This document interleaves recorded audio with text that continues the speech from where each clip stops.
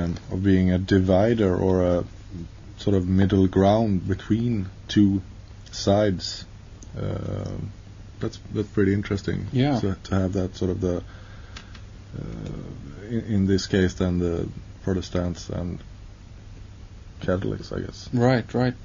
And the big main expansion of the British Empire happened in the 18th and 19th century, and also the connection there between the church and also about between the monarchs is that the supreme governor of the Church of England to this day is held by the British monarchs, and that's of course the Windsors, or the German, the House of Saxe-Coburg and Gotha.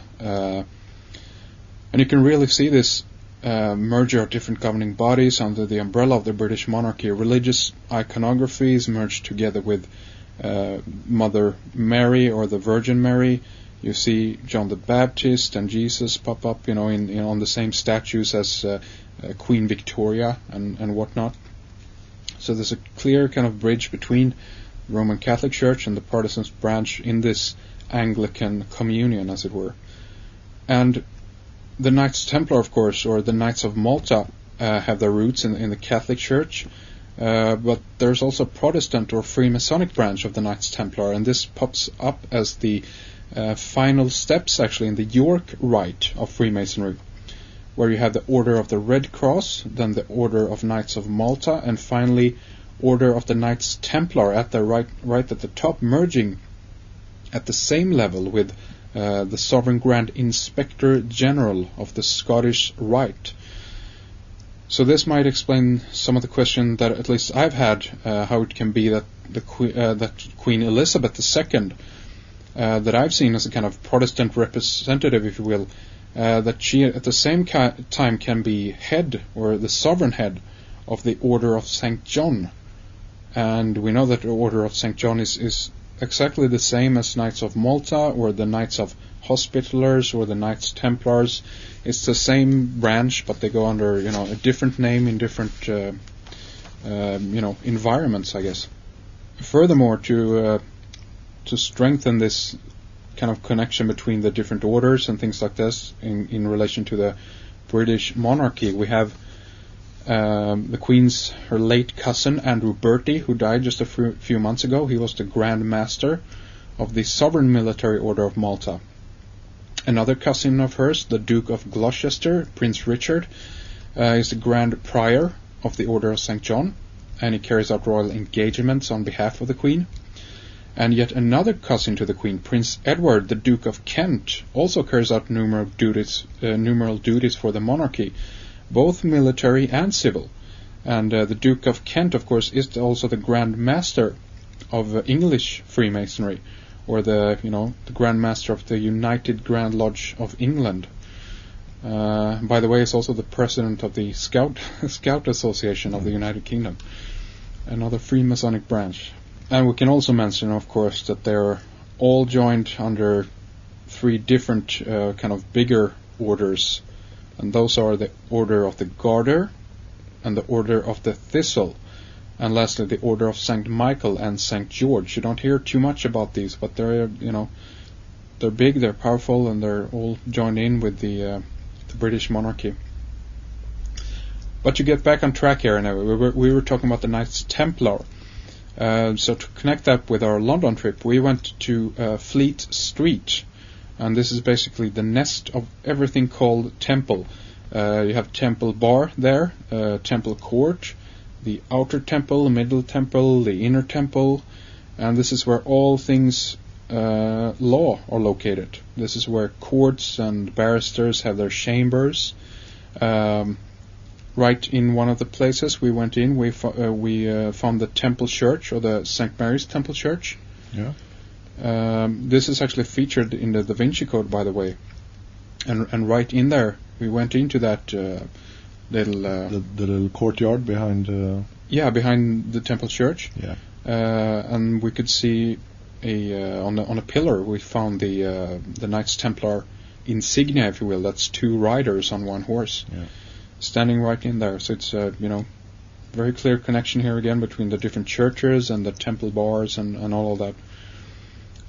And what the taxi driver told us was pretty interesting regarding Fleet Street, that this actually originally was a river called Fleet. So there at first was two rivers in London, Fleet River and then the Thames, of course, that's there to this day. And the taxi driver told us that they eventually covered up the river. This was actually a place where a lot of bodies after the Great Fire were thrown in this river, and it eventually became very unhygienic and not practical to keep it, so they decided to cover over the river, and this is where Fleet Street runs today. This is exactly the same path. And apparently you can still see parts of Fleet River running at the end of the street. There's apparently kind of a hole in the road with a piece of glass or something over it where you can still see the water running through it. And the river is also meeting up with the Thames right under Blackfriars Bridge that we're going to talk more about later, where you still can see parts of this river. So it's pretty interesting. So we're talking about Fleet Street, and this is an old story and a new movie out now called Sweeney Todd and the Demon Barber off Fleet Street. So that takes place right there, basically at that area, and that's that word again, barber, was pretty interesting. So the Templars set up their headquarters right at the bank of a river. It's Fleet River. Fleet, of course, is many boats, and I think it's a law of the sea thing going on here, an admiralty law type thing of commerce and of banking that Jordan Maxwell talks so much about. Yeah, and let me repeat that, the word bar, a submerged or partly submerged bank along a shore or in a river. And that divider is pretty interesting, because if we think about the law system or the temple bar, if you go into the law system or you want to become a lawyer or barrister or whatnot, you have to pass the bar in order to get in there. Also, if you're on the other side of the law, you can end up behind bars. Yeah. So it's a definite divider. Exactly, and even for control, basically, also. For control, yes. And there's a bar, of course, is a place where we go to drink alcohol. Yeah, the pub, short for public houses, or a bar, where they serve the spirit or the alcohol, and tying this to Egypt with alcohol, alchemy. Chemistry, the beginning of how you ferment things to make the alcohol. Yeah, and I can read a little bit about the connection to the Knights Hospitallers. Yeah. A traveler in the early Middle Ages could obtain overnight accommodation in monasteries, but later a demand for hostelers grew with the popularity of pilgrimage and travel. The hostelers of London were granted guild status in 1446, and in 1514 the guild became the worshipful company of innholders. So we have pubs and bars and hotels, the hostelers or the hotels, and the Knights Hospitallers, all connecting, and this goes back to the Middle East. When the Knights Templar were down in the Middle East, they picked up knowledge about the Hashashins or assassins that used drugs to mind control their servants, Exactly. Assassins. And then we come into the whole bar, going to the bar, and you get alcohol or spirit, and gin being the sort of popular British sort of alcohol or spirit. Mm-hmm. And gin we find in Islam. The Middle East again, yeah. Middle East, sort of a spirit in a bottle or an entity trapped in an oil lamp. Aladdin, exactly. And that's gin is spelled G-I-N, the drink, and gin is D-J-I-N-N, gin. It's very similar. Yeah. So I can read a little bit about the sort of origins of gin. Gin is juniper berry flavored grain spirit, and the word is an English shortening of Genever, the Dutch word for juniper. And in the late 1580s, a juniper flavored spirit was found in Holland by British troops who were fighting against the Spanish in the Dutch War of Independence. They gratefully drank it to give them what they soon came to call Dutch courage in a bottle. So that's a connection between Holland or the Dutch and the English. Yeah, and later in the 18th century, gin was brought to England by the Dutch after the Glorious Revolution, or William of Orange, in 1688. So there is an intermingling here between the Dutch, the Middle East, Knights Templar, the spirits, and the British, bars, and the public houses, the pubs. Yeah, and the British. And I just want to mention that the Worshipful Company of Innholders connects today to the City of London, the Guild, the Templars, Freemasons, the Orders, and you can look at this, search for this, searching for livery companies to check this out. What's happening here? Yeah, the livery companies and the Worshipful Company of Innholders, and this also connects with something called Order of Presidents, who has the right to rule, or who is the sort of top dog of the system. Yeah, the administrating system. And of course we know Holland. There's a number of places referring to Holland throughout, London, Holland Street, Holland Road.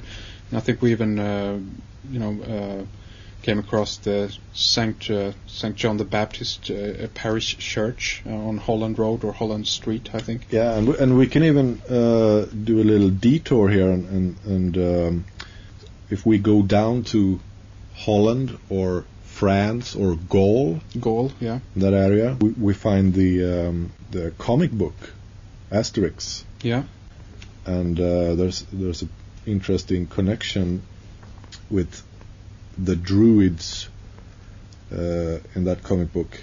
The Druids hands out a magic potion to Asterix and his companions before they do battle with the Romans. And this magic potion makes them invincible, basically. And there you have the sort of the gin connection and the sort of hashish connection. Right, the spirits. The spirits and the bar, giving this to the people. So we're talking about Fleet Street, and this was actually the home of the British press until the 1980s. Reuters moved away from there as late as 2005.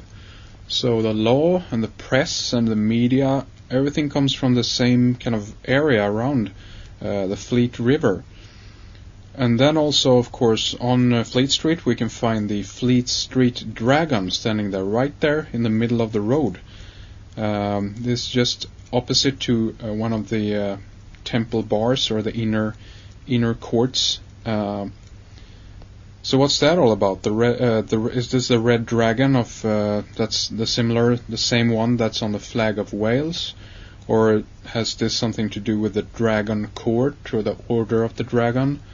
It's all very interesting and all connected to the Templar associations again. And Fleet Street began as the road from the City of London to the City of Westminster, and the length of Fleet Street marks the expansion of the city in the 14th century.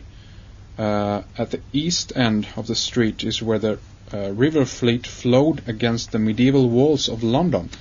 At the west end is the Temple Bar, which marks the current city limits, and stretched to that point when the land and property of the Knights Templar were acquired.